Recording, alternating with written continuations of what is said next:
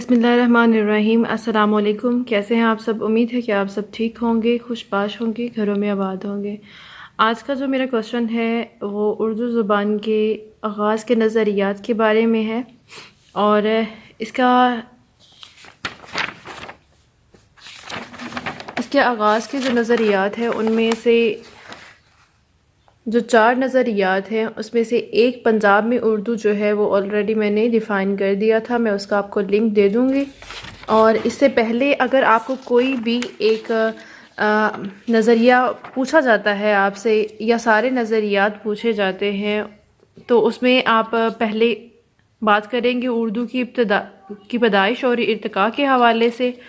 लफ्ज़ उर्दू क्या है उसको देखेंगे और इसके बारे में ये सब चीज़ें लिखना ज़रूरी है, इसलिए दूसरे वाले जो वीडियो जिसका मैं लिंक दूंगी आप उसको पहले देख लीजिएगा, उसको वहाँ से यहाँ तक का जो है वहाँ से सुन लीजिएगा। उसके बाद आप जोन सा आपने करना है आगे क्वेश्चन फिर उसमें बताइएगा, क्योंकि अगर आप सिर्फ ये वाला टॉपिक होगा वो इम्प्रेसिव भी नहीं होगा, दूसरा वो छोटा भी होगा।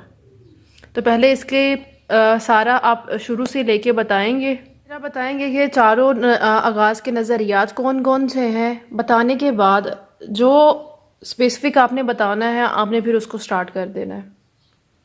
और ये जो नोट्स हैं उसमें इन सब के बारे में लिखा हुआ है और इन तीनों को रद्द किया गया है। इसको थोड़ा सा ऑथेंटिक माना जाता है तो इसको थोड़ा सा डिटेल में ही बताया गया है और इस पे ऑलरेडी वीडियो है। तो आज मैं कोशिश करूँगी सिंध में उर्दू पे बनाऊँ और फिर एक वीडियो में इन दोनों पे या अलग अलग इन पे बना दूँ।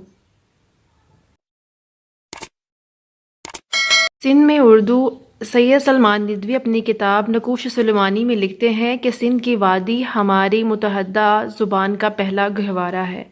सिंध में अरब फातहीन बनु उमैया के अहद खिलाफत में 1712 में आए और मुल्तान तक इनका कब्ज़ा हो गया। अगरचा मकरान मुसलमान ने 644 में ही फ़तह कर लिया था, मगर अरसे तक तो ये इलाके बनु उमैया और बनु अब्बास के ज़ेरे नगीन रहे। बाद में मंसूरा और मुल्तान में मुसलमानों की 2 खुद मुख्तार हुकूमतें कायम हुई जो महमूद गज़नवी की फतूहात तक महदूद थी। इस 300 साल के अरसे में यहाँ क्या लिसानी तग़यीर व तब्दल हुआ इसके बारे में यकीन से कुछ नहीं कहा जा सकता। इब्तदाई फ़ातहीन अरब थे जिनके ख़ानदान यहाँ आबाद हो गए थे, ताहम इससे किसी नई ज़ुबान की इब्तदा का कयास दुरुस्त न होगा। गरचा सैयद सलमान निदवी कहते हैं मुसलमान सबसे पहले सिंध में पहुंचते हैं, इसलिए करीन कयास यही है कि जिसको हम आज उर्दू कहते हैं इसका हवाला इसी वादी सिंध में तैयार हुआ होगा। उर्दू की इब्तदा से मुतल्लिक एक नज़रिया ये पेश किया गया है कि उर्दू सिंधी ज़ुबान से निकली है और इब्तदाई उर्दू के नकूश सबसे पहले सिंध में नज़र आते हैं। इस नज़रिए को सैयद सलमान निदवी ने नकूश सुलेमानी में पेश किया है। इनकी दलील ये है कि मुसलमान पहले पहल सिंध में आए और तकरीबन 4 सदियों तक सिंध में रहे। इस दौरान इन मकामी बशिंदों से इनका मुआशरती तल्लुकात कायम होना आइन करीन कयास है, लिहाजा दोनों कौमों के मेल मिलाप से एक मुश्तरक ज़ुबान से एक नई ज़ुबान वजूद में आई जिसको हम उर्दू की इब्तदाई शक्ल का नाम दे सकते हैं। सैयद सलमान निदवी ने चूँकि तारीख़ी शहादतों से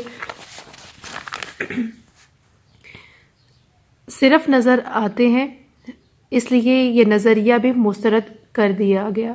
सैयद सलमान निदवी लिखते हैं कि इस्लामी अहद की तारीख़ के मुताले से मालूम होता है कि ये मखलूत ज़ुबान सिंध, गुजरात, ओध, दक्कन, पंजाब और बंगाल हर जगह की सूबादार ज़ुबानों से मिलकर हर सूबे में अलग अलग पैदा हुई।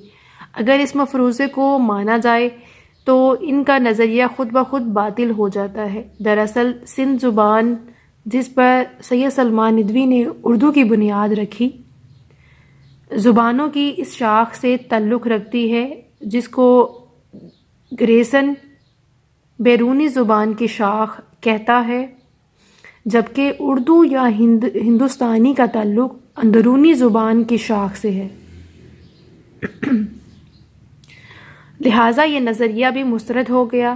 سید سلمان ندوی کے اس نظریے کے متعلق ڈاکٹر محی الدین قادری زور کہتے ہیں، مسلمانوں کے میل جول سے سندھ میں ایک زبان یقیناً ارتقاب پاتی رہی، مگر وہ اردو نہ تھی۔ یہ اس زبان کی قدیم شکل تھی جو آج سندھی کہلاتی ہے۔ سید سلمان ندوی کے اس نظریے کی تنقید کرتے ہوئے حافظ محمود شیرانی نے جو دلائل پیش کیے ہیں، جس سے وہ بعض مقامات پر حق بجا نظر آتے ہیں، ان کا کہنا ہے کہ مسلمانوں کا تعلق ہندوستان کے ساتھ پرتھوی راج کی شکست اور فتح دلی کے زمانے سے شروع نہیں ہوتے، بلکہ ان واقعات سے کئی صدی بیشتر سے ابتدا پاتے ہیں۔ وہ عربوں کی فتح سندھ، مسلمان اور غزنوی کی فتح پنجاب کو متعلق فراموش کر جاتی ہے۔ اگرچہ مسلمانوں کا عمل دخل ملک پنجاب اور اٹک پار سے داخلے کے بہت پہلے سندھ میں ہوا، لیکن سندھ میں مسلمانوں اور ہندوؤں کے اختلاط سے کوئی نئی زبان پیدا نہیں ہوئی۔ خیال رکھیے گا، دعاؤں میں یاد رکھیے گا۔ ملتے ہیں ایک نئی ویڈیو کے ساتھ۔ فی امان اللہ۔